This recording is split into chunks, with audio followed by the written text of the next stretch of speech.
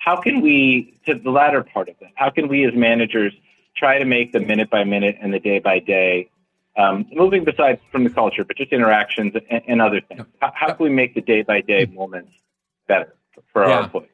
Here's a conversation I would recommend. Have one-on-ones with your folks and ask them.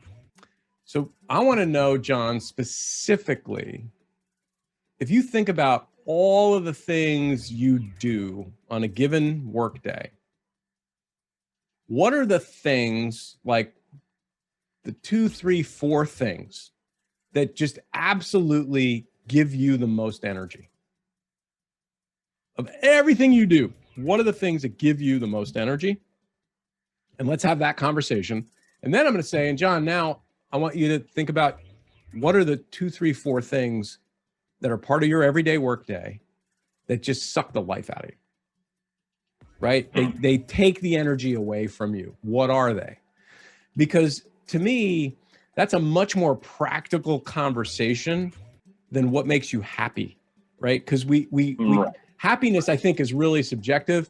Whereas as I was saying this, you're like nodding your head, like, we all know what gives us energy and what just sucks us dry, right? Like, that's easy to relate to. This is like the introvert extrovert debate that people have, where it's not even that you're happier, it's just that you're propelled forward. If you're an extrovert, you're propelled forward by those conversations or by what comes next. And if you're an introvert, you're compelled forward by the downtime, right?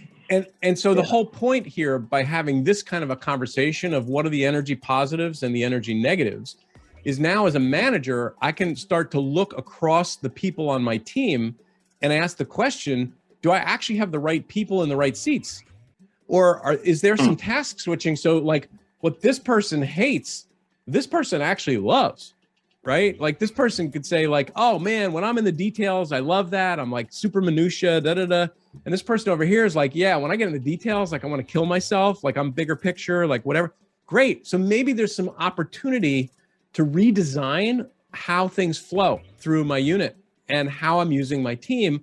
So I can like, and again, there's no nirvana here, but if I could give this person a little more energy and give this person a little more energy just by taking a couple of tasks and switching them, that's pretty cool. And so that's the reason I like this, because it's a lot harder for me to say, well, how do I make John happier at work? Right. I mean, like, and is that really my job as a leader? Right.